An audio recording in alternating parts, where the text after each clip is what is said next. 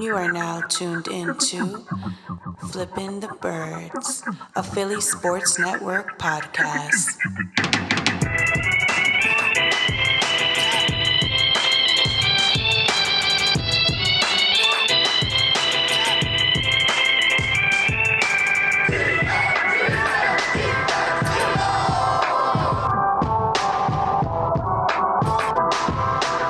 What's going on, Eagles fans? Welcome all to episode 33 of Flippin' the Birds. I'm Brian Cameron. He's Chris Infante, and with us today we have Chris Malley of 4th and John, Kent Jesus Christ. I was thinking about it too much. Kent Platte of Pro Football Network. The great thing about it And Pride of Detroit. And Pride of Detroit. Kent, welcome to the show. Chris, welcome to the show. Infante, well, you're always here, so. Glad you guys What's up, guys? Go without me. Almost draft time. Most. Ready for it. I'm ready You ready? to be hurt again. Can we not do this again? Like, I mean, we got Miles In Sanders. the words, we got Andre Dillon. in the words of Michael Scott, I am ready to be hurt again. You look a little emotional about this. Well, you say we got Andre Dillard last year, but Andre Dillard doesn't have the best attitude, or it's. And I know we talked with Trey last week about him, and he made me write with my left hand to see how hard it was to move from left tackle to right tackle so short in time. And I get it, but talking to more people were saying they did their homework on Andre Dillard's skill set, but they're not his personality. And you heard that, and we heard that too from our, the guy we talked to earlier in the year, where he was getting his ass kicked in training camp by Joel Ostman, and he wasn't liking it too much. So I got high hopes, but he might be facing Chase Young soon. So who knows? Well, you can only wait and see. Work. So first, before we talk about prospects, Kent, Chris has become a huge fan of RAS. I'm still trying to figure it out. I'll be completely honest. I'm trying to figure it out, man. It's hard to understand it when you have a 2-year-old just climbing over your head and everything. I got a 4-month-old screaming her lungs out. Don't use that. Count. That does not. It doesn't count. It doesn't. How many times I'm sitting on my couch and my wife's in the kitchen 5 feet away from me, and she says something to me, and I can't hear it because I have a damn 4-month-old screaming in my ear. I developed it over 8 years, man. I got 3 kids. They were all of those ages while I was doing this stuff too. So I feel you. Yeah, so get into it. Why did you start it? What made you we need a different kind of scoring out here? What was all that and everything? Yeah, so I started this back in around 2012, 2013. What really made me start it in earnest and actually start tracking the database and really, really working on coding this out was the 2013 draft when we had guys like Le'Veon Bell coming out, and they would say stuff. You'd always hear stuff like, "Oh, this guy's explosive. This guy's fast," or "He's quick but not fast. He's agile." And you always hear those buzzwords, But when Bell came out, the argument was that he was unathletic. And knowing numbers the way that I do, just because I'm a numbers guy, I knew that wasn't true. But it was being pushed because he ran a 4.6 in the 40-yard dash, which ain't great. But almost all of his other metrics were really, really good. I think he had a bad vert, but everything else was really, really good, especially when you considered his size. The guy ran it's like a 685 3-cone, something like that. It was below 7 3-cone as a 230-pound running back. That's crazy good. Little guys don't run that. And he ran a really good cone time. So the whole unathletic thing, that didn't jive with me.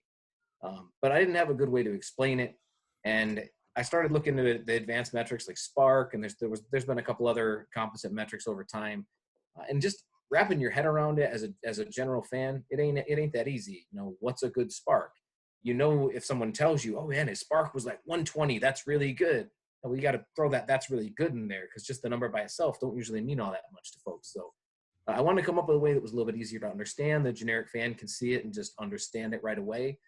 So I built RAS to be a 0 to 10 scale. Everybody can understand that. 0 is bad, 10 is good. I even color coded it. Red is bad, green is good. It's kind of hard to mix that stuff up.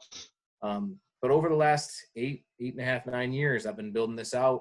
Database has over 21,000 players in it right now. I think just shy of 17,000 have scores. It goes all the way back to 1987. I've been able to gather data for. It's been a lot of fun. It's been relatively predictive for player success in a lot of ways. You look at wide receivers with 1,000-yard seasons or Pro Bowls. It's huge for draft picks and where guys go in the draft and trying to measure that stuff out.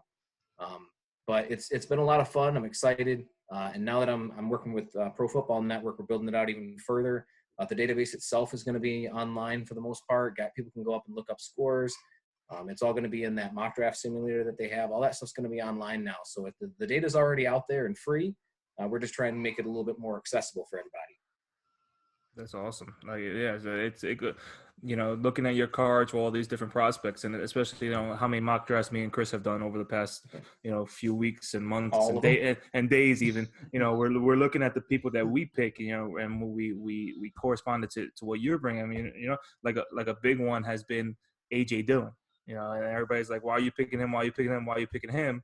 And then we're like, you know what? Look at his RAS score here. The third highest in all of running backs. You're not talking about Dobbins. You're not talking about Clyde Hilaire. You look at what Dillon's doing, and then you compare last year. Well, people like I'm a JJ believer. I think Whiteside. But then you look at his stuff from his RAS score from last year, and that kind of makes sense, And we're talking with people over the past few weeks, are like, how he has been so, and it doesn't look like that's the case this year, but we'll see on Thursday. Has been so predicated, so obsessed with college production over athletes that he's just been like JJ. He had all those catches and touchdowns last year. What does he do this year? Derek Barnett, he broke Reggie White's sack record at Tennessee. Great. But what is he doing now? I'm a Derek Barnett believer also, but it's like, what has he done here? And then you look at, players coming out like Derek, can't pronounce his name, Tuxa, whatever, from North Dakota State. Tuska. And his 3-cone was the best. Is elite. It's incredible. And you can only imagine how he would be on this defensive line. Especially in the wide 9, like he just cut under people left and right.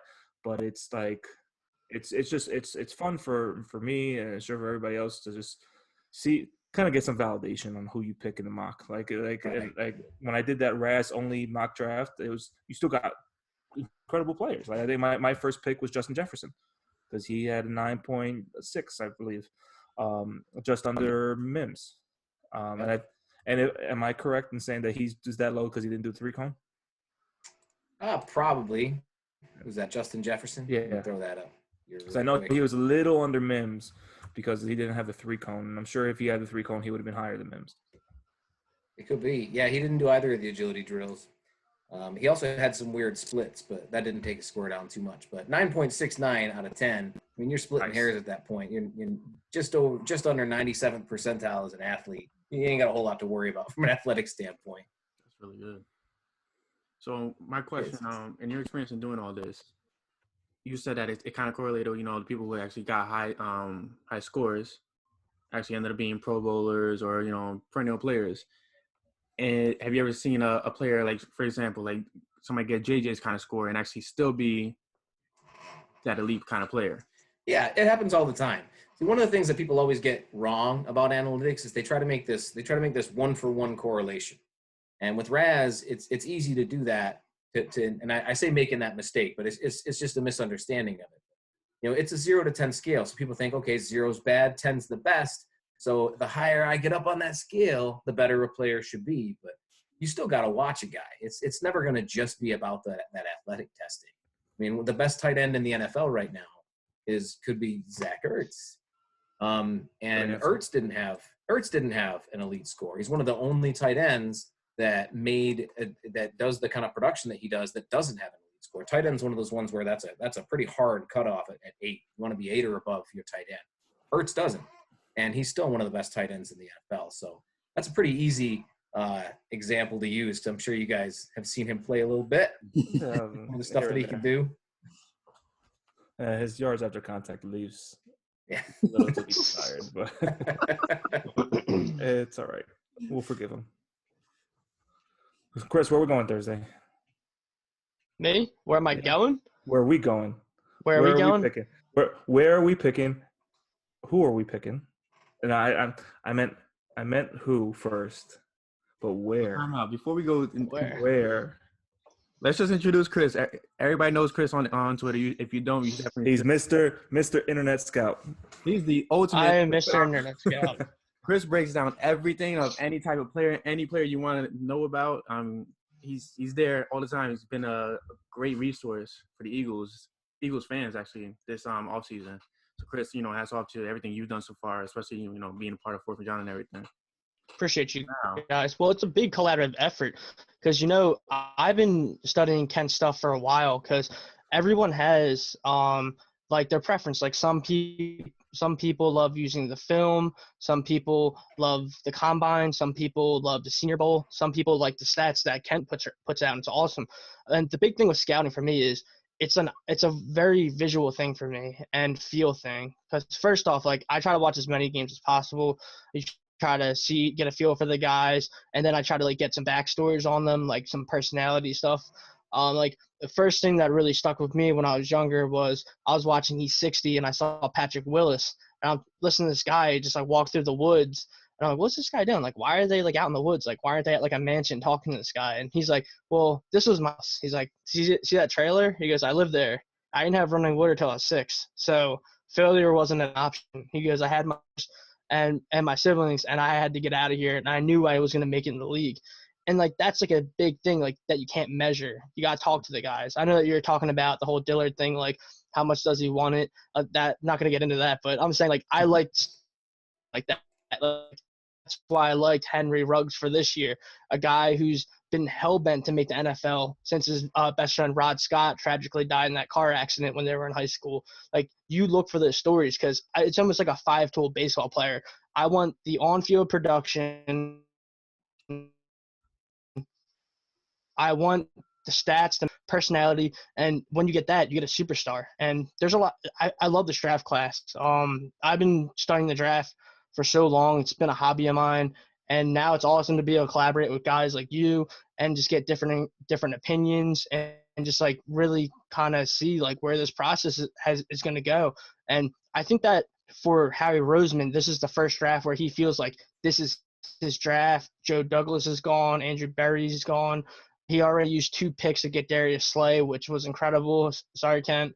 And the big thing is that he still has 8 picks to utilize, and this draft's perfect for us. There's wide receivers, there's safeties, there's cornerbacks, and there's interior linemen. Don't go in the first round, hopefully, but we'll see what happens. And we really have to apologize for Kent because not only did we take Slay, we gave him Undlin too. Yeah. So it's I mean, I know he's not going to call any plays on the defense, but not sure if you've seen our corners the last few years under him. Yeah, I have. Unfortunately, I actually posted that I was excited that the Lions weren't able to pick any of them up. They tried, but they weren't able to get any of them. So shed a tear over that one a little bit. But Darius Slay was actually my favorite player in Detroit, so losing him was not a good moment for me. Very excited to have him. Could be. I mean, we finally it's been so long. I would be very, very. I haven't looked this up yet. I'd be very intrigued to see the RAS scores for our corners. All of them? Too. Like for Mills especially. Jalen Mills, right? Yeah. That's 8.03. That ain't too bad. Safety. Not too bad. Safety. I think he's gonna be great at safety. Oh, I think he's gonna be great at safety. At LSU, I was just like, I'm like, this guy's awesome. Then we drafted him so late because of all the off the field stuff, and then we put him at corner. I was like, ugh. That's like I was just like, when I saw that 7th round pick, Jalen Mills, I'm like, oh shit, we got him in the 7th round, and then corner, and then disaster. But as safety, I think he's gonna be great. And reading all this stuff about, he's probably not going to be the starter. He's going to be rotational, nickel, and all that. He'll probably be again, on some tight ends here and there. I hope they don't put him on Ingram because he's going to get blown past by Evan Ingram. Maybe Blake Jarwin. If Jason Witten was still there, probably he can keep up with Jason Witten. That's fine. But who knows where the Redskins go? Jordan Reed's not retired yet, but he should be. Did he get released? I can't remember. I think I I released. think he got released. Yeah. Yeah. So who knows Yeah. where they get, where they go with that, Might be OJ Howard season in Washington. Yeah, OJ Howard season. Maybe. I was a little nervous that they would get oh my God, the guy from Panthers who went to Seattle. Greg Olson? Olsen. Olsen, Yeah. yeah, Olsen. I was a Greg, little Greg the worried about Peg. that. Yeah, I was a little worried about that he would go there, but no one. I mean, even with Ron Rivera there, no one really wants to go to the Redskins, so it's all right. Yeah, Trent Williams. That's gonna be crazy if he gets traded the next 2 days. That's gonna be a big deal. I feel like it has to happen, right? Like that's like the Right. forgotten about trade. Yeah. It's You don't want to play there. No, It's it's a like mess. For the player. as much as it's ugly nowadays with players and franchises, you can't keep players that are openly that. I mean, I know Trent hasn't been that open about it, but he's been open about it. Like he's been like, I'm not gonna play here. That's it. It's not to the point of Yannick, where he and Khan Openly are- tanking his his trade value. He and Khan are, and I feel like if he didn't do that, something would have happened by now. But it's, Just don't get how people are like, oh, like it makes it makes Yannick look so bad. I'm like, it makes them both look bad, but at the same time, it's like disgruntled player that has a good reason versus like the owner's son who's spouting off on social media about a star player. I'm like, how does that make Yannick look so bad and not make Khan look bad? Because people are like chiming in on it, like, oh, like from the top rope, Khan. I'm like, it's embarrassing. He was on Twitter arguing with a player. Like that's insane. It would be one thing if he was the first person, but it's been a trend. Now it's Ngakoue. Before it was Ramsey, and now Fournette too. And then Calais Campbell.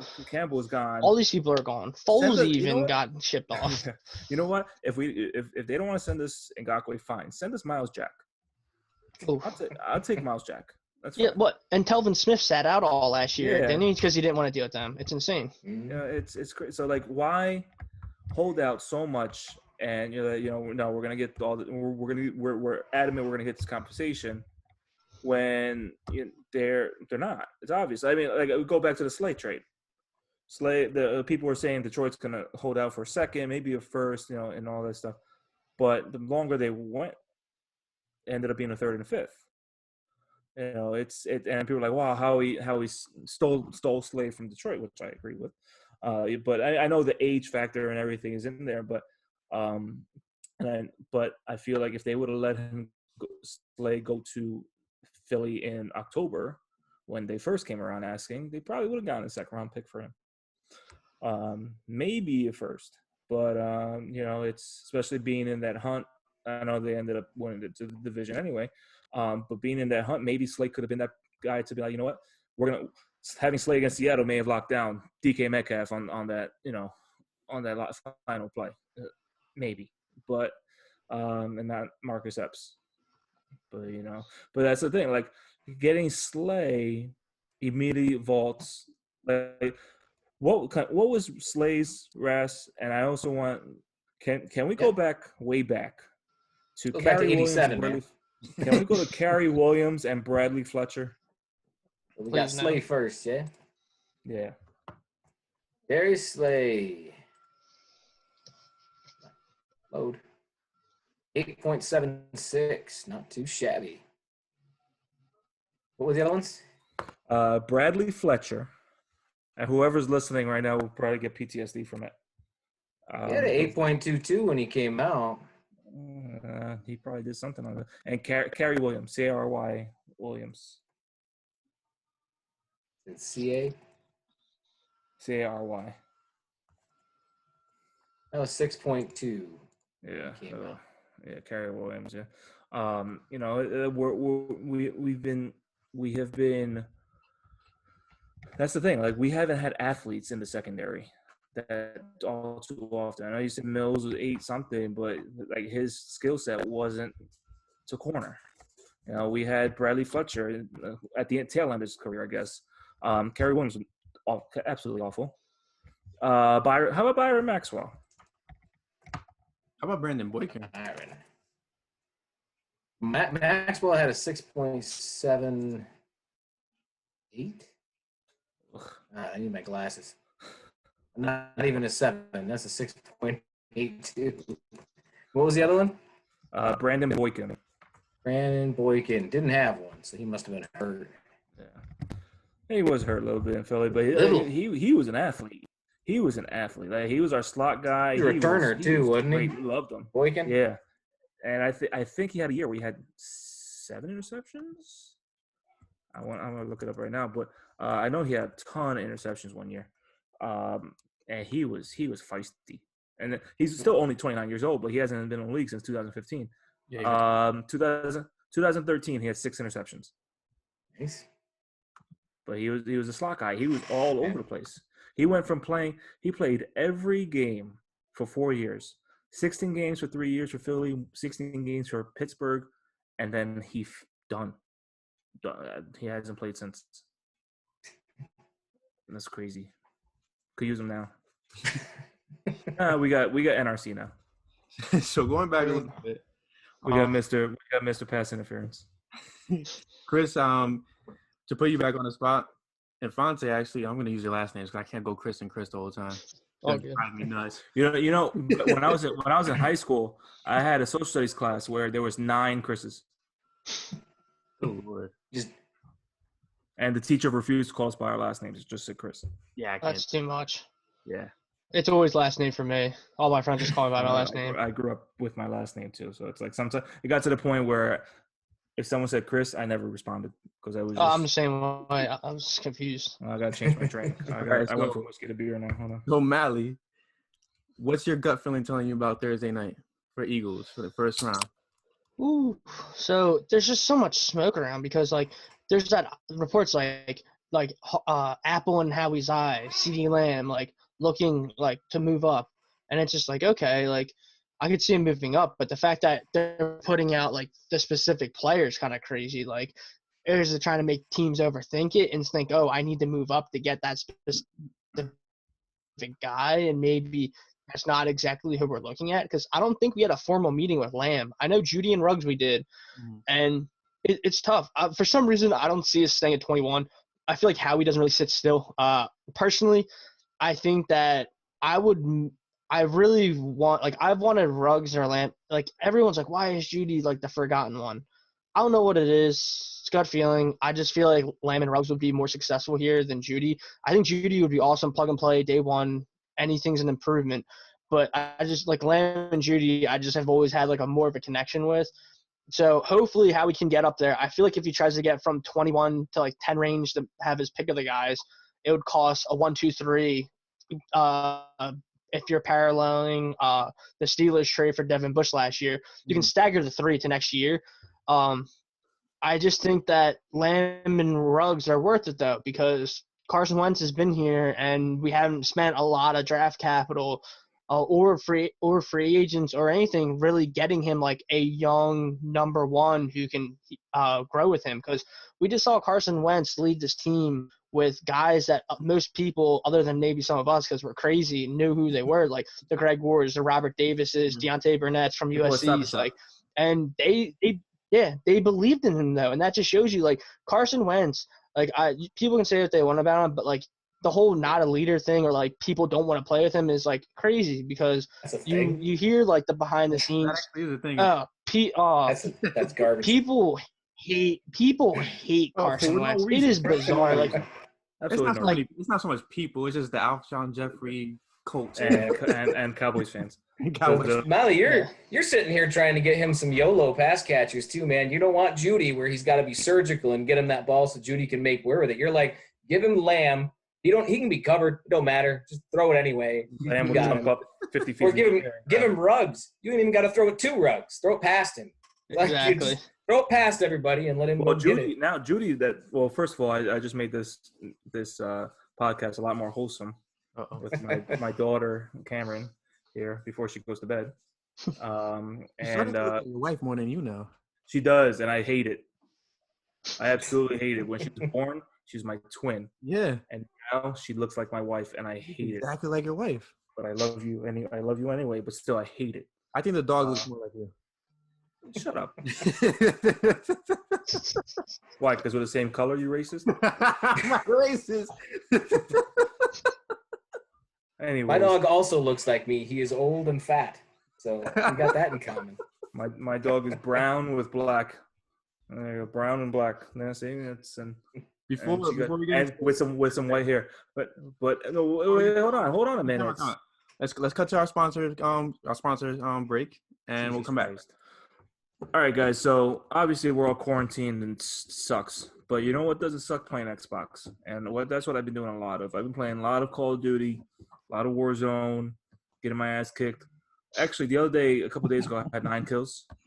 My team came in third because the other assholes on the thing on my team just ran into battle. I'm like, all right, I guess I'm just by myself now. And I was like, my 9 kills to their 1 each, and like, you know. Anyways, sitting on a couch for so long could do a little bit of damage down there. You know, get you all sweaty and everything. And let's say you don't want to shower. That's where Manscaped Crop Preserver comes in, guys.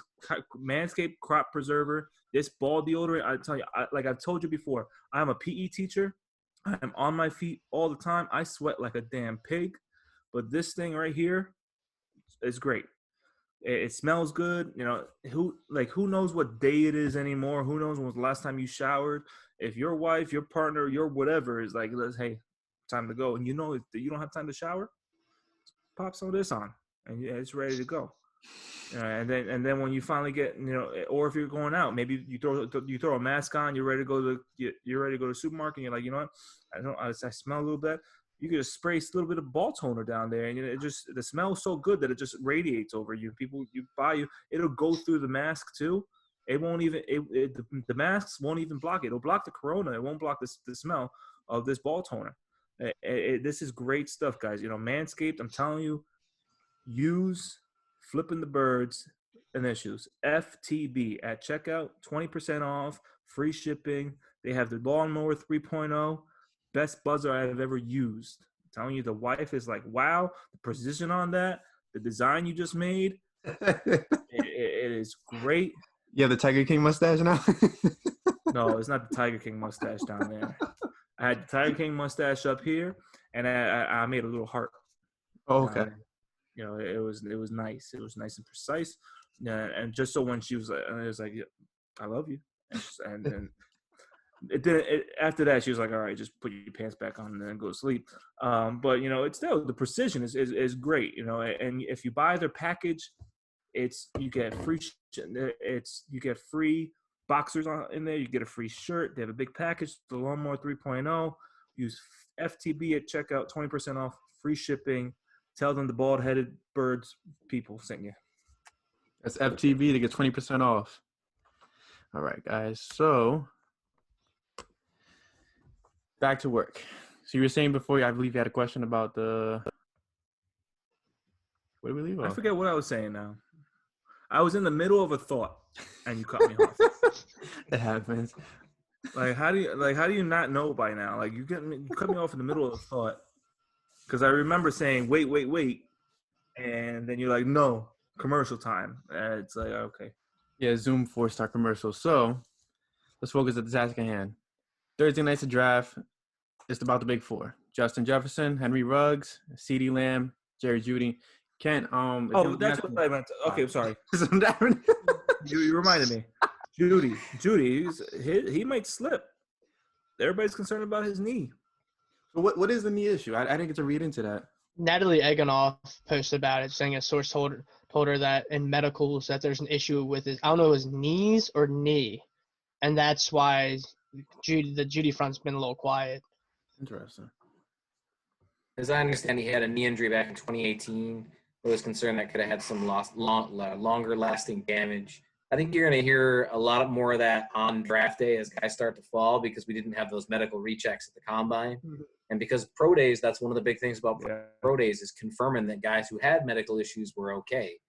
So I don't think he's going to be the only one that gets hurt by that during draft day. You know, you look at Tua, you know, everybody's saying he's healthy, but you're going by hearsay right now. You know, and people are faxing you shit, and well, who knows who can write all that stuff? And you're like, Tua, you know, he's good to go, but are you really comfortable in investing the number 5 pick, the number 6 pick in Tua and then all of a sudden you're finally okay. Who knows when the football's gonna be back? But he's finally. I mean, it might be a blessing in disguise for Tua, whoever picks him. Like if football is so prolonged, it gives him that much more time to heal up and be 100%. But you're still investing the 5th or 6th pick in him. So I think if he falls past the Chargers, who knows where he goes? I mean, you look at maybe Miami picks him up later in the round. Maybe later, but I'm even still thinking in the top 10. What if the Panthers say, you know what? Learn behind Teddy for a year or two, or a year, and probably just a year. And imagine a healthy Tua in a Joe Brady offense with Christian McCaffrey back there. DJ Moore, that's nasty. I know they need defensive tackle. I've in our big mock draft that we did with all the Eagles Twitter people, I put Isaiah Simmons there because he's a freak of nature. The RAS score as well too. The RAS score says for itself. It was like 9.97 or something like that. I think you finished with a 9.98 at linebacker, a 10 at safety, corner, punter, probably quarterback. Where do you want to put him? Like that's like everybody say, Eagles never drafted. Why you want Simmons so bad? He's not just a linebacker. He is the prototypical player for Jim Schwartz. Jim Schwartz loves his safeties converted to linebacker. Well, Isaiah Simmons is linebacker, safety, corner, defensive tackle. He can be everything. He is that guy for Jim Schwartz to be like, you know what? Go guard Cooper today. Go do that. Imagine Simmons locking down Amari Cooper, and then we put Slay on Michael Gallup. What are they going to do? Nothing. So NFL teams, especially Detroit, NFL teams out there, Simmons sucks. Simmons sucks. Just let him slip to 21. There's an article saying he was like overrated today. I'm like, yeah, I want to know who put that out. It was definitely someone that's just like, please let him slide. Yeah. I'm not as high on Simmons for Detroit because Detroit's got Matt Patricia and you mentioned Corey Undlin. They don't use that type of player, a player that can move around. That's the big thing with Simmons, I think, is that he goes to a coaching staff that doesn't use their players all over. That could really hurt him as a player. I think he'll still do well. That's the thing. I don't care whether he ends up at a team that wants to play him at safety or a team that wants to play him at linebacker and kind of lock him in the spot. He'll do well at that position. My worry is if you end up with him doing that, and that's the only thing they have him do. And with the Lions, we have Jared Davis, and they use him as a roaming linebacker. They move him all over. They have him rush the passer quite a bit. But that's that versatility that the team likes. But it's not versatility to do everything. It's versatility to do two specific things. And Isaiah Simmons going to a team like that has that versatile mindset, but only in a couple of things, that's kind of wasting his skill set a little bit. And that's where I'm worried about with Simmons. Whether or not he does well is not a concern that I have. It's just whether or not he's going to be maximized to everything that you can do with him.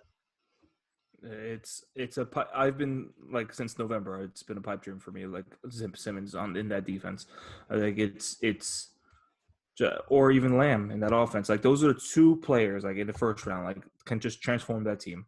Like even if you get Simmons in the first round for that defense, doesn't matter who you get in offense the rest of the draft because we've seen Wentz do it with baggage. Bagging people. Doesn't it actually matter to a certain extent? I mean, it does. Okay, it does. We're not going to wait to the 5th or 6th round. We're not going to wait to the 5th or 6th round. Like 2 months because there's a riot outside. Everybody calling for Howie Roseman's name like Game of Thrones. Yeah. So, but if you get Simmons, at worst case scenario, you put Simmons at wide receiver. Why not? No, why the hell not? Let him be a two-way player. I got a question for you guys. How many tackles and linemen do you think are going to go in the first round? Because the number has just been going like exponentially high this week. 6 each. Yeah, it's 7 linemen. Because I would say it's probably 4 quarterbacks is a safe number, like for sure, over under 4, and then linemen I would say it's probably 6 now. The quarterback scenario is very interesting because it's starting to feel like the year that Mahomes fell, that the Bears traded up for Trubisky. Like it's starting to feel like that a little bit of kind of roller coaster again, where the drafts can be dictated by the quarterbacks. Let's do something quick. Let's see. Let's show that this is the draft pod. This is the big mega draft pod. So I'm gonna While you guys talk, I'm gonna do something. Okay, I'm while sure- he researches that. When you get a minute, I just sent you Isaiah Simmons as a wide receiver. I figured you'd want that. yes, I do. Where'd you send that on Twitter? Yeah, he's a hack, man. He's only got a 9.99 out of 10. Oh, He what a didn't hit that- bomb! Didn't hit that 10. What a bum! He's not as athletic as Calvin Johnson at wide receiver. What a bum!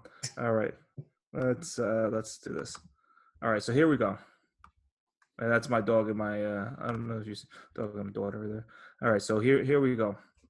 I'm doing it for each team. So we're assuming Joe Burrow goes first. This is where it gets, people are saying Redskins are looking at Tua, they're looking to trade, but they're going young.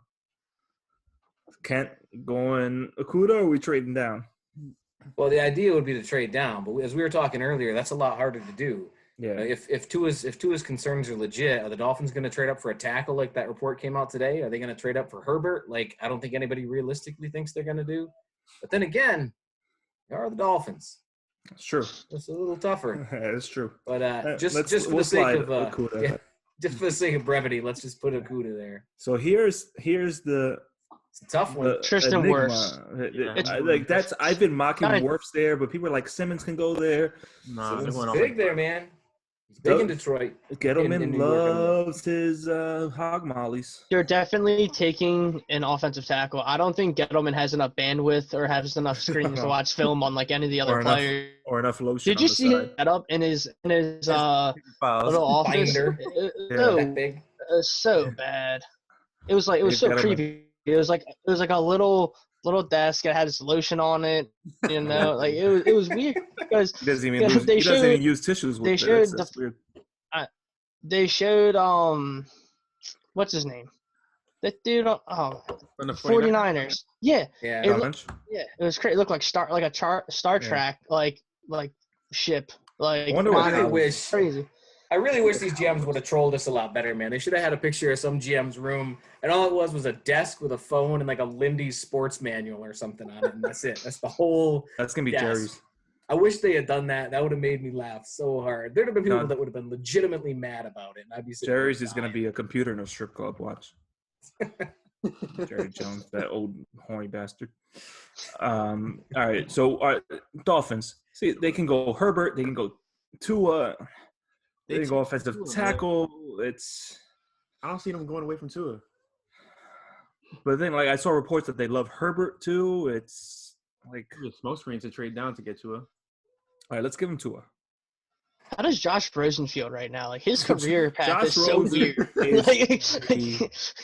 Josh Rosen, Patrick, like Josh Rosen wild. is that he is that shelter child that is just going from family to family because he just doesn't find a fit.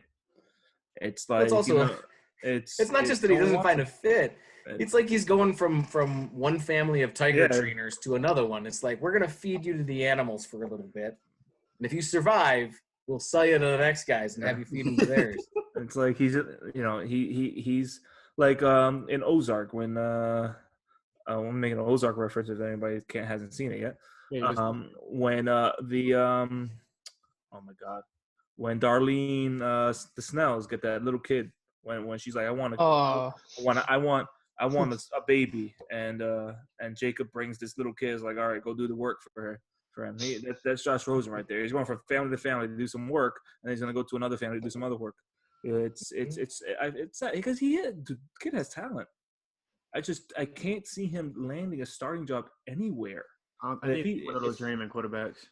If he leaves Miami, where is there a spot in the NFL, especially now in an NFL where Cam Newton's a free agent? Chicago. I mean, they have Nick Foles. They also got Mitchell Trubisky. Yeah, so it's the battle of the elite quarterbacks over there. It's what would you guys? They don't have Trey Burton. What would you guys do if you guys are Miami? Like, think about this. You're just talking about Cam Newton. Let's throw out Jameis Winston. Like, imagine at 5, if they traded down a little bit and someone wanted Tua really bad. Imagine if they got Cam Newton,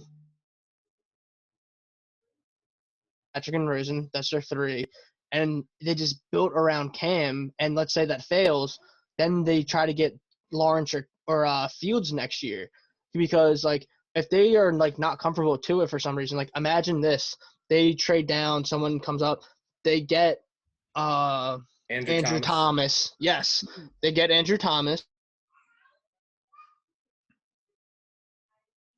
They get the running back they like, and maybe they corner, get CeeDee Lamb, Henderson, and like that would be interesting. Like what, like personally, like do you guys think like they should like 100% go get Tua, like don't overthink it, or hey, maybe we should try out a Cam Newton like 1 year lease, and then if it fails, we can get Fields or Lawrence, because they have so many picks. Like they could replenish their entire roster this year and pass on a quarterback, and next year get the clean cut guys. Like obviously things can change before next year's draft, but like Fields and Lawrence are like the two guys people have been waiting for. Not to say like I love Joe Burrow, but like he's not like the clear cut like first, like that's why people are talking about getting Young instead of him. Like going into next year, people are going to be tanking for Trevor or tanking for Fields. Mm-hmm. Going into this year, no one was tanking for Burrow. It just exactly showed up throughout the year.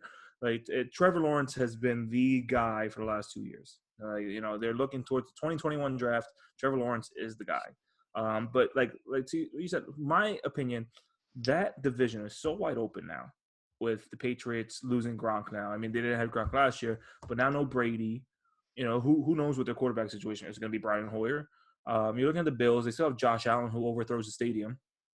And then you got on screens. Yeah, and on screens, like he there goes John Brown out for a screen, and then Josh Allen just threw it over the stands. And then you got Sam Darnold making out with all the girls. So who knows what that division is like? You got Crazy Eyes Adam Gase as their head coach still. So it's like. Yeah, it's interesting. It's crazy because when they traded Minkah Fitzpatrick and they started moving people, at first, like, Minkah Fitzpatrick's the only kind of guy, like, I was like, maybe they should keep. But when they started moving everyone, I was like, maybe this isn't bad because, like, they realized, like, they're not going to beat the Patriots right now. So they're just biding time and getting capital and getting ready because right now, like, they have a lot of draft picks. And, like, the second round I love for this draft, like, they could bring home like an entire stable of young talent that's going to be affordable for 4 years. They already did so much damage in their defense this year. It's a lot of potential.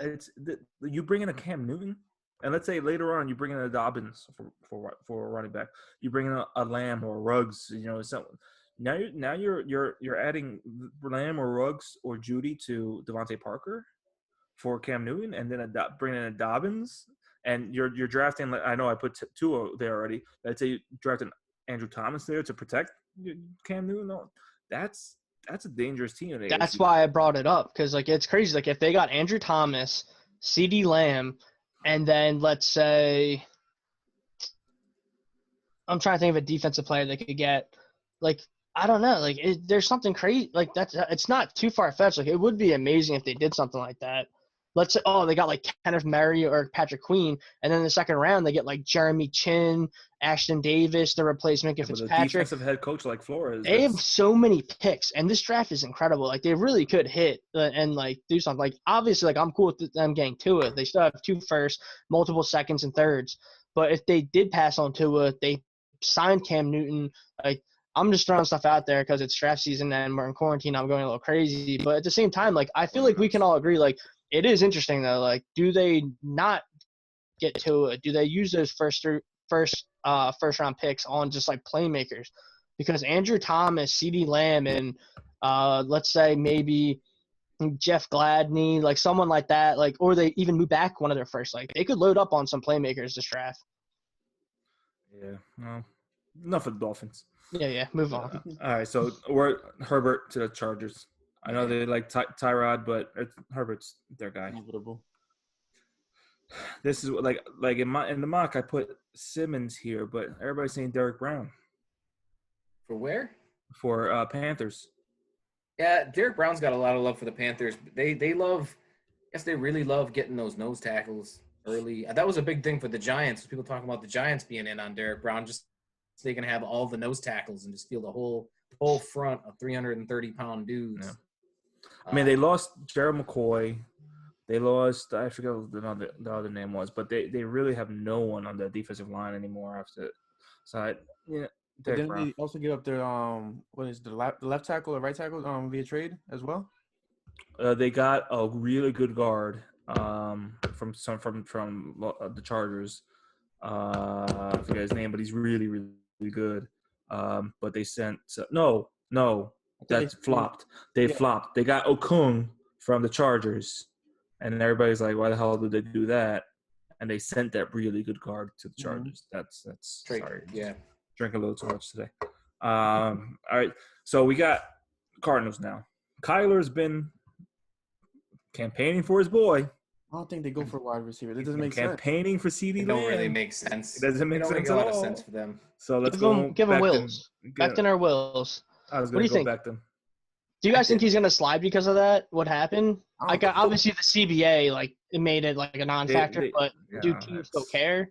I don't think so Who anymore. did that happen to a couple years back? The offensive lineman. Larry Tunsil. I don't think it's And what the Becton's a really good prospect, man. Yeah. The upside of the guy So that's like athletic, that, man. He's gigantic. athletic tackle like him for Kyler Murray. There you go. I think there's a much better Jags. chance that Will slides because of the Wonderlic thing. Because there were a lot of people talking about how he had trouble processing, and there were some mental aspects to his game. And he's already got problems with not being very agile. So the speed rusher thing is going to already be a struggle for him from a physical standpoint. So Wills is the dude I think might struggle and might slide more than any of those tackles. He sticks on only the right side too, right? Yep, only the right He's side. only on the right side. Other than Lane Johnson, you're not drafting a right tackle up that high. So we got the Jags. Are they going to be picking at 9? Are they not? But I guess there's another. It says they need interior defensive line more, cornerback more, safety more. There's no linebacker need like Simmons. So do they go C.J. Henderson here? Because they lost Ramsey. They lost Boye. The Jags are one of those teams that could take Simmons to be a safety, though. That's true. I would not put it past that team to do that and have him move around and do a lot of stuff to that defense. Kinlaw's like a popular guy here if Derek Brown is gone, but Kinlaw's also probably one of those guys I think could fall because of the injuries. Yeah, because of his knee. So where are we going? How do I give? I feel like it's Kinlaw, Simmons, or CJ are the only three that they're really looking at. Because I'm not going to give them a receiver because DJ Chark had such a good year. They still have D.D. Westbrook. Free Keelan Cole. I mean, Keelan Cole. Free. Yeah. Free him. Free Keelan Cole, dude. I feel so bad for him. But I feel like this is where the Falcons are going to move up. I feel like they're going to call the Jags like nonstop and see if they can move up because they want Kinlaw or CJ, right? Yep. So that's I think this is where CJ Henderson goes. I think CJ. Yeah. That's what I was going to do. CJ. I don't know. And I don't know if it's to them. But. This will be his spot. We're going to lock him in at 9. Who knows if it's going to be the Jags or somewhere else? But CJ Henderson. I think it's the Andrew Thomas area here, unless all of a sudden they get Trent Williams out of nowhere. I think, or they could go Simmons. So the thing about the Browns, though, is that they have been targeting Ezra Cleveland, who's a true left tackle, but he probably won't go this high. No way. That's why they're talking about moving back. Yeah. They've been talking a lot about moving back and getting Ezra Cleveland. So let's say. Let's say. Hold on. Making a trade here. Offer the trade. The Eagles. Oof. They're trading 1. They're trading 3. I see this thing I don't like about Draft Network. I can't offer next year's picks. So I would say first, third, and next year's second. Since I'm in charge of everybody's picks right now, maybe it'll go through. So let's say this is 21, 103 and next year's second for 10. It goes through. It should accept. Why? I'm owning. I'm the owner of the Browns right now. This is bullshit. Just give them whatever. We're only doing 1 round, so just let's throw 6 in there. All right. You know the what? Browns denied it. You got to offer more Eagles. Here's all the 6. give them all 8. Yeah. All right. There we go. Okay. Wow. They got Cleveland now. They're happy. Here are the Eagles here for. So where are we going? Are we going With the CeeDee? big Are we three on going the board. Ruggs? Are we going Judy? You go Lamb if he's available. Absolutely. CD, Lamb, Oklahoma. They're here. Now, CeeDee Lamb didn't have an elite I res, saw but I don't care. that. I Yeah. don't care though. Yeah, he can jump. That's through one the of those moon, man. guys where like you're like, okay, let me watch the film a little Yeah. bit. Let me watch the combine, yeah. and then you see him make the red zone catch at the combine. Okay, Yeah, like I think he's the pretty guy- that's the athletic. guy. That's one of those guys. Whenever I talk about guys that didn't get an elite score, that I'm like draft them anyway. People are like, "Oh, but he didn't get an elite score," and I'm always just like, "Yeah, He's an okay, enigma. thank He's you, an enigma right now. appreciate that. So quick, Thanks for the numbers." before we go So on, now, so let what? wait, before we go on, what scores did you get for Lamb, Judy, and Ruggs? I know Ruggs. Lamb had a 745. Where are they? Ruggs had a 9.55 that you Sheesh. would have guessed just by his speed, and Judy's all the way down at 6.78. He had a terrible shuttle time. So is JJ. Yeah. He's equivalent to JJ. We made it. JJ Ortega. So we got Judy already on our roster, and we need him. So we got the Jets here tackle, 100%. Andrew Thomas. Yeah, easy. This is Ruggs. Yeah. Well, Al Davis did die. Yeah, but it's his son still brings him. So now with Judy, This is see, definitely now do they trade down here? Oh, I think they take Simmons if he's still on the board. It's like this is like, imagine Simmons in that defense. Like, it's Right? Put him somewhere where he doesn't have to do any of the work. All like you got to do is put him somewhere and let all the other people do all the dirty work, and you can move him wherever the hell you want. I get Yeah. so annoyed when I see the 49ers mock like CeeDee Lamb, Ruggs, or Judy. I'm like, I just watched you guys in the Super Bowl, and you had 3 guys on the bench that would start on the Eagles. They had like Kendrick Bourne, they have Dante Debo Pettis. Samuel, Dante Pettis. All these guys are like sitting there like massaging Mahomes' arm on the sidelines, and I'm like, you guys aren't even being used. Like Kendrick Bourne's awesome. Like he catches like a touchdown every game randomly. Shout out the fantasy team, and I was just like, wow, like, it would be nice if we got him or like Dante Pettis for like a bag of chips. maybe like Russell Douglas, but we'll leave him alone for But now. no, give him CeeDee Well, Lamb. Oh, it's terrible. Oh, too bad. Isaiah Simmons, that defense would be nasty with Isaiah Simmons. Nasty. Oh my God. Bucks here go. Was They definitely. I feel like they definitely look at Kinlaw. You think so? I think they got to look at him, but they dealt with injuries with McCoy for so long. I don't know if that might scare them off from getting another interior defensive. Do you think guy that's got that Jedrick huge- Wills probably then? They got to protect Brady. Mm-hmm. Oh yeah, I mean, if Wills is not athletic, he can protect Brady. Brady's not going anywhere. Yeah, that's true. It's less of a concern with speed rushers if you got somebody like that. So Broncos, they could go Judy. Will his knee scare them off and go Justin Jefferson? But This is something to help lock, right? This has got to be something to help lock. Does Justin Jefferson kind of look the same as Cortland Sutton? No, but man, No. pairing Justin Jefferson with somebody like Cortland Sutton would make an entire half of your field dangerous as hell. Yeah. Yeah, it'd be crazy. Let's give him Jefferson just because we got Lamb. We don't have to worry about Jefferson sliding down. So now we don't think the Falcons are picking here, but do they? Kinlaw went right to Kinlaw. them. Yep. Yeah, Kinlaw slid landed right right to at him. Boom. Now I don't know if you've heard kicker. punter.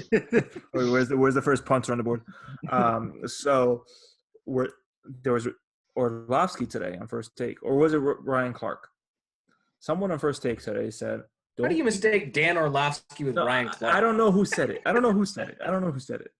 think Dan Orlovsky said one part and Ryan Clark said the other, and something like that, where there was talk. There's been talk, and I would absolutely go crazy if this happens. Cowboys are looking at a quarterback in the first round. They like really like Jordan Love. No way. Nah, absolutely. No way. Apparently, I know it could be a smokescreen so someone can trade up with them and give them all the picks and all that stuff. But are we giving them Chase on here? Are we giving them Gladney? They need a corner. They lost Byron Jones. They need edge. They lost Randy Gregory. Oh, no, they have Randy Gregory. Sorry, they lost whatever his name is to Chicago. Oh my God, I'm drawing a blank. He was really good for them last year. He came from Miami. He was really good for them last year. I know who you're talking about. I just don't like using my brain power towards the Cowboys. Just Robert Quinn. Robert Quinn. Yes, they lost Robert Quinn.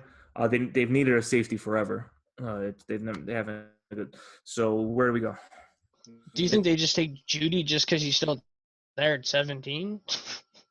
Who do they got right now? I mean, They have Cooper. They have Gallup. They don't have a slot. There's a lot of overlap with Amari Cooper and Jerry Jeudy and skill set. And whatever you don't overlap there, you got in Gallup. So I don't know that Jeudy would fit there. I would say probably. Cowboys not smart. I want them to say edge here, but at the same time, who knows if they're getting Randy Gregory back? They might get him now with all the new rules and stuff. Alden Smith, 30-year-old Alden Smith, after 4 years out of the league, is going to, bring their defense back up, apparently.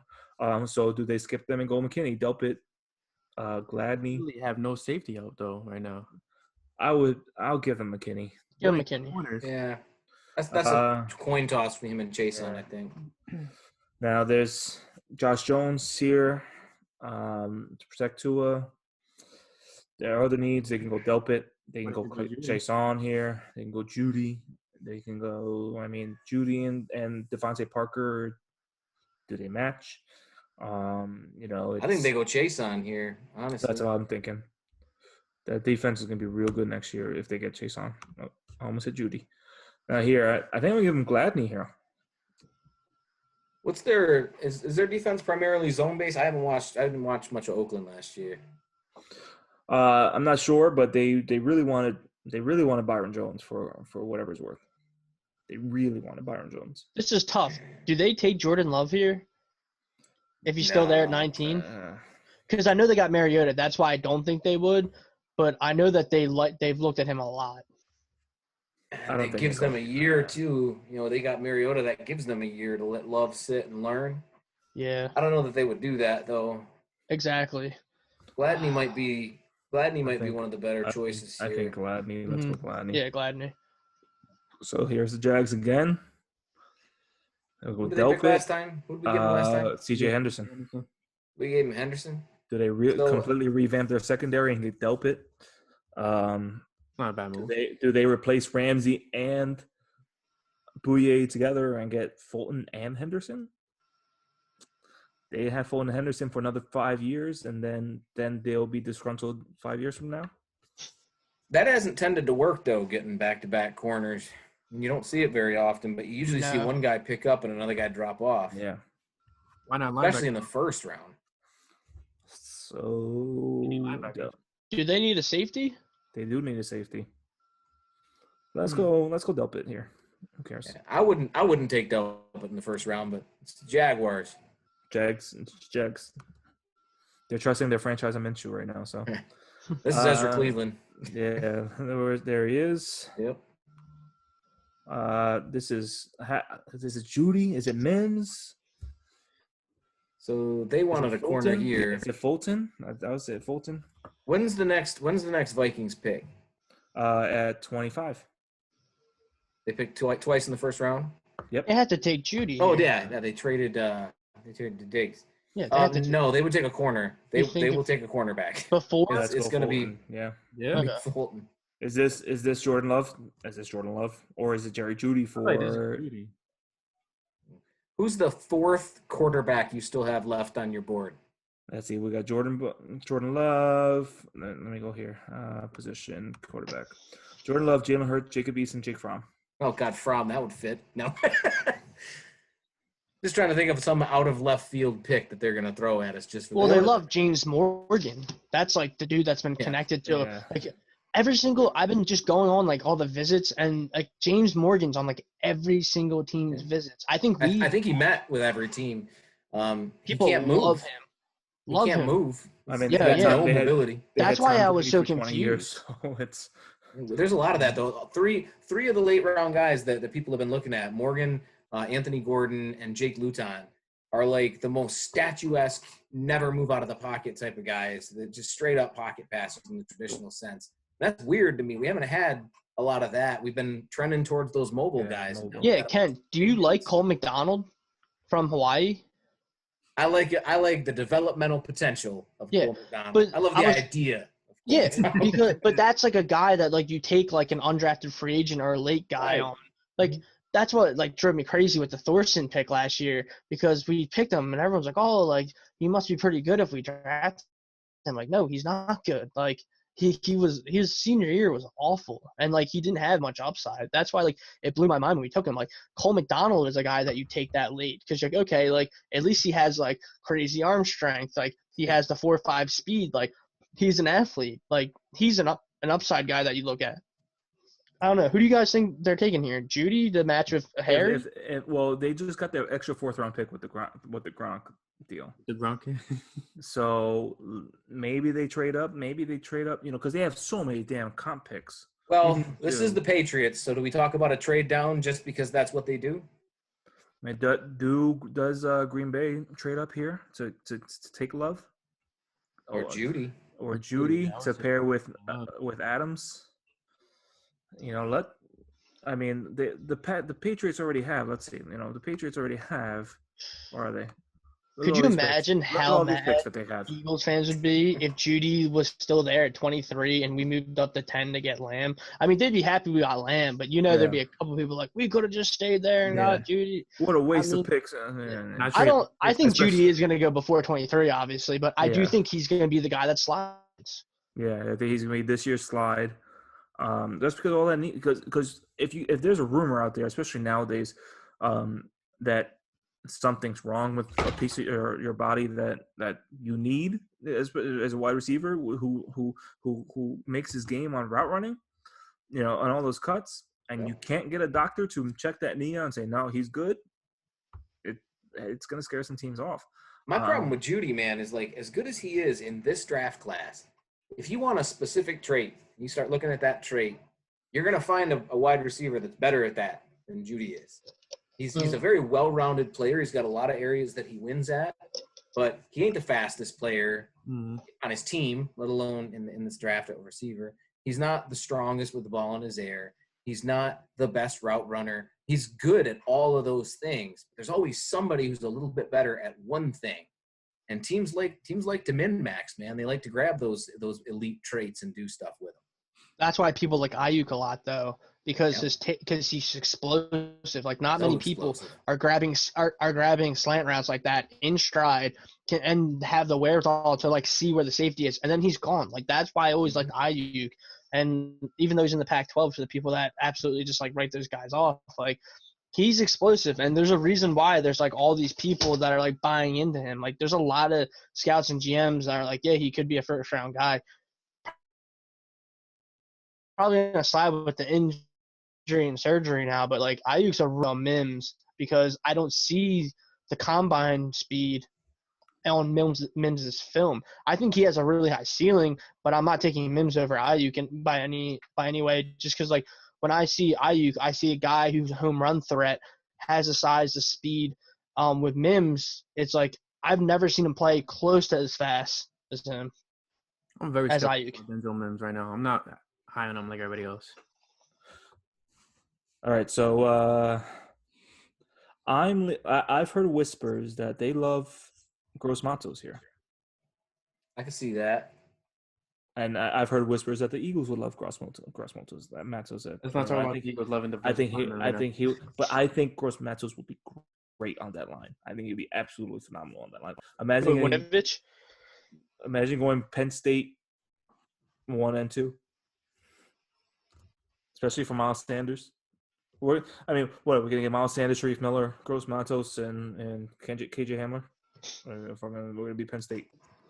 Where are we going? Are we giving them the quarterback? Are we giving them Judy for the later quarterback? Do they go Jalen Hurts later on? And the thing about Love here is that Love has had a lot of turnovers, and we know how risk-averse that Patriots offense always is. It's always been a risk-averse offense. So I don't think that Love is the guy that they would get. I think they'd wait and get somebody like Hurts and plug him in there. Yeah, I think Hurts is like the prototypical Belichick guy, like character-wise. Manages risk, man. That's what you got to do. So let's Judy or Gross Matos here. That's tough. Let's give him Judy. I think that's my vote. Yeah, Kim and Judy. Because then you have Judy and Nikhil Harry. Nikhil Harry for a few years, with the rookie quarterback. That's good. Are they going Queen? Are they going Murray? Are they going Mims? Are they going? So there's been a lot of Queen talk, but that's also LSU, New Orleans. There, yeah. Do they go interior offensive line? Do they go quarterback here? I don't think we're at the Cesar Ruiz area yet. No. Do they reach for Jalen Johnson? Do they go Rager?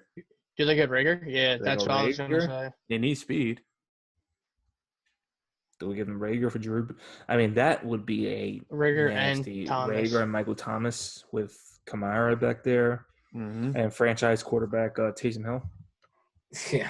Yeah, and they don't really so much care about the drops as much because they manage that with how they control the ball and how they spread the ball around. So the big flaw with Rager ain't going to be that big of a deal for that offense. So Rager. Then here's Mims. I think it's Mims. Yeah, it makes sense. They already got Fulton, We gave them Fulton at 22. Yeah, Mims. I got no reason to say no to that. Yep. So now so we went Chase Song last time. Josh Jones is still there for them. Do we go interior offensive line for them? Do we go? There's no safety outside Antoine Winfield. I feel like it has to be Josh Jones. Do they go Dobbins? I feel like if they see those guys on the board still, the running backs, I feel like they'll wait and they'll just take Josh Jones, right? Because they can get someone in the second. They have 2 second-round picks. I think they take a tackle. I don't know if they wouldn't be the team that falls in love with Isaiah Wilson, though. Because we feel like some team they've been talking about this for some time, and Isaiah Wilson has good enough tape that I could see it happening. Mm-hmm. If Jedrick Wills and his agility is going in the first round, why wouldn't Isaiah Wilson? Or a team that manages some risk. There you go. So Josh Jones keeps falling. And Seattle needs offensive line real bad. Yeah, I don't think he falls further than that. I didn't even remember they were next. Josh Jones. Yeah, Josh Jones. There we go. And this is Kenneth Murray or Patrick Queen. Do we go Kenneth Murray? They love Kenneth Murray. I heard. They're going to go Murray. Murray's such an awesome pick for that defense, man. That's hard to pass up. There you go. Now we got Titans. Gross Matos could be good here. Who knows if they go after Clowney? Who knows if interior defensive line? There could be somebody on that line. Gallimore. Was it Blacklock's there still, right? Yeah, Blacklock is right there. Blacklock, Gross Matos. Gross Matos is a really good fit for them for the same reason he was. I would put Gross Matos there. Yeah, because everybody's saying they might go after Clowney and all this. Now, when I was in charge of the Packers for our mock draft, and Justin Jefferson ended up sliding all the way down here, and because they need someone for Devontae Adams to but there's no one outside. I think Ayuk would be great in that offense. I would say Ayuk. Obviously, maybe they trade down because they see what's going on, but I feel like Ayuk and Devontae would be pretty solid. So the Packers are the biggest Raz team in the NFL. They only picked one player last year that wasn't above I saw that 5 or some crazy number. They love their elite athletes, man. Works out pretty good. Yeah, this would probably be where Ayuk or Pittman or somebody like that ends up going because they got those elite athletic traits. Oh, San Francisco. Now we still got Jalen Johnson there. Next wide receiver on the board is KJ Hamler, Pittman, Chenault, Higgins. We gave them Simmons, right? Yeah. So God, get Simmons and somebody like Johnson there, man. That's a fast defense. Yeah. I mocked them Jalen Johnson in our the mock we did, guys. So there you go. Now the Chiefs, they need offensive line, they need corner, they need running back. Ruiz. Yeah, that's right. Ruiz. I put Ruiz on there at 32 also. So there you go. All right. So I predicted that Ruiz would probably go 32 regardless of who takes him. It might not even be the Chiefs, but that's where I think that he's going to go. Usually that 32nd pick is that somebody's trading up for a quarterback type of area. Yep. But I think Ruiz is the guy that ends up going right around that range. So there we go. So let's see. Our primary question before this was how many offensive linemen. So we got 1, 2, 3, 4, 5, 6, 7 offensive tackles, and 1 center. Nice. So I think that sounds about right. That's 8 offensive linemen. We only had Eagles still got CD Lamb. three so that's okay. quarterbacks go. 3. Yeah, I think it was only 3 quarters. Yeah, 3. No, 2. Oh yeah, 3. Yeah, Burrow, Tua, and Herbert. Yep. We had a lot of wide receivers. We had Lamb, Ruggs, Judy, Jefferson, Ray Gore, Mims, 6 and Ayuk. 7 and 7. 7 wide receivers. It's almost half the first round is wide receivers and tackles. Yep, and no running backs. And I don't 2 think there's a edges. first round running back in this class. Nah. I don't think there's a third round tight end. So there you have it, Eagles fans. We got you, CD Lamb. Congratulations. You're welcome. Before we go, Kent. Yeah. So as you know, I've said before, I'm a big A.J. Dillon fan. I think he'd be the Brandon Jacobs to Miles Sanders, Derek Ward, and Boston Scott. No, Miles Sanders and Matt Bradshaw, and Boston Scott's Derek Ward. I think, the Giants, the late 2000s, they had that trio of them, and I think that would be – now, do you believe A.J. Dillon is that guy, or are you high on him? I know he had the third best RAS score for running backs in this class. Where are you on Dillon, and is he the bruiser? Is he the guy that to be that running back 3, maybe even running back 2? I really like Dillon. I don't know that he goes that high. I've been seeing a lot of third round. I think that's probably the sweet spot for him. But he's one of my favorite running backs in the class because it's funny when you watch the criticism of these guys and you hear stuff like, oh, he doesn't do this one thing enough. And you get that with A.J. Dillon. He's a 250-pound running back. And one of the big knocks on him is he's just not physical enough. He's not physical enough. It's like, yeah, he's not physical enough for a 250-pound running back maybe. Maybe you want to see him knock some guys on their backsides a little bit more often, throw some people down, stiff-arm people into oblivion. Maybe you want to see that more often. But don't pretend that's not something he does. Don't pretend he's not still one of the strongest runners in the class. Don't pretend that he doesn't churn out yardage when you need it. Now, he ran a 4.53 at the combine, one of the better 40-yard dashes, especially for a guy that size that you're ever going to get. But he doesn't really have that breakaway speed, but he don't need it. Because if he ever gets to that top speed, you're not going to tackle him. You're a defensive back in the backfield. What are you going to do? What are you going to do with that? Put him in the Redskins game against Darby and see how Darby does.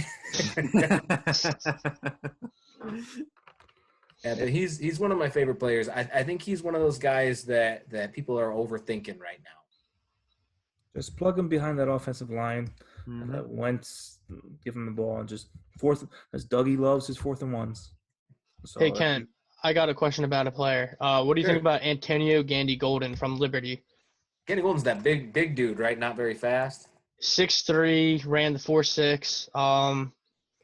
And I would say, like, his top speed's not bad, but yeah, on film, like, he does get separation, but he's not really a separation guy. He is a jump ball kind of guy, but like contested catch. But at the same time, they said, like, Jim Nagy from the Senior Bowl said, like, you'd be shocked how much separation he gets just because technically he's a lot further than people would think. He works out with Anquan Bolden and a couple other guys, and they just talk his game up all the time. What do you think about him? Yeah, he's a big dude. He doesn't have those elite athletic traits. You mentioned he ran a 4.6. That's not a great speed. His splits weren't anything to sneeze at neither. But it's not just how good their 40-yard dash is. It's how fast they are when they get to the top of their route. And his splits, as I mentioned, weren't that good. But whenever you have a guy who has a poor 20-yard split and then a decent 40-yard dash, their top speed is actually pretty good because it just takes them a little longer to get to that top speed. And that's kind of where Gandy Golden is. He's not slow in that if you had him running 100 yards, when he gets to that 100-yard mark, he's moving pretty fast. He's booking it. But it took him a little bit longer to get up to that top speed than some other guys do. So that's why bigger guys that run like that, they still tend to do all right at the top of the route. The Lions have Kenny Golladay, who's a bit faster, but he's similar in that vein where he isn't a burner. But he can still beat you at the top of the route because by the time he gets to his top speed, he's moving pretty fast and he's big. So at that point, you have to contend with both speed and his size. And Gandy Golden's a guy who can do that. It's not a guy that I'm super high on. I tend to prefer bigger guys that can move a little bit better in space. Like Claypool. Claypool's a better mover, but he's also a stupid good athlete. He's a big height, weight, speed guy. But he also does struggle a little bit trying to do some of those in-breaking routes, which Gandy Golden also does. So it takes away some of the things that you can do with that big guy. But I mean, learning from Anquan Bolden that you can do a lot worse than learning how to catch from that dude. All right. So there's a whole lot of draft talk today. A lot of prospects. A lot of draft talk. We are right now. It's 8:36 on Tuesday. 2 days from now, probably on pick pick 3. It's because it starts at 8. By the time they all figure out how to log into their chat rooms and all that stuff and passwords and log into with their email addresses and all that stuff, it's probably going to be a little bit of delay. Guys, we showed you, and girls, we showed you our mock draft today. We broke down a lot of stuff for you. We were very lucky to be joined by 2 of the best draft people in Eagles and other and NFL just NFL Twitter and the Lions Twitter. It's been an honor, guys, and it's we appreciate you guys taking the time out of your night to join us. 2 bearded guys. Well, 1 real bald-headed. I have hair. Why don't you just go bald already? Give it up. Just do it. I asked my wife. Okay. If one day, how about I just shave everything off? And she just said no. Oh, okay, you get an A for effort. She said no. Absolutely. But Kent, Chris, thank you for joining us. To everybody who doesn't know you guys, where can they find you, Kent? Where can they find your work? You can find me on Twitter at MathBomb. I'm pretty easy to find. I'm pretty accessible. I also write for Pro Football Network. We're going to be doing a ton of Raz work there in the future. I write Lions stuff at Pride of Detroit. If you get bored with Eagles stuff and want to check out how people who suffer even more live, you can check me out over there. And my own website at relativeathleticscores.com. You can go look up the athletic traits and the scores of every player that has qualified for a score since 1987. It's like 17,000 players out there that have graduated, have had some kind of score. So you can check that out there as well. Thanks, you guys, for having us. It was a lot of fun. Thank you. Well, thank you for coming on. Chris, the living legend from Eagles Twitter. The Internet Scout. The Internet Scout. The second 4th and John person for our pod. That's right. Yeah, there's a lot of Internet Scouts out there. But you can find me on Twitter. It's Mally_Chris_24.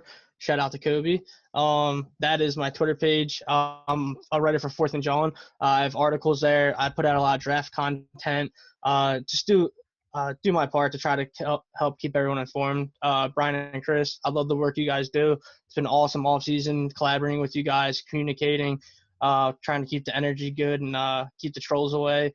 Kent, really nice to finally meet you. Love the content. I've been following you for a long time. Really nice to chat up with you guys and really bounce some ideas off each other's minds. Appreciate it, man. Really, remember, guys, Manscaped FTB 20% off at manscaped.com. But thanks for joining us, guys. And please do not forget to leave a review and leave a rating, whether it's good or bad. We don't really care. We got time. We need more ratings on Apple. We have 13 ratings. Come on. And that one guy who gave us a 1-star. Yeah, I want to find that guy. Giants fan. Probably. Most likely. But until next week, I think we might have something up our sleeve for next week. Well, we won't say what it is yet. I don't even know Brian, what it is yet. He's Chris Infante, and as always, go Birds.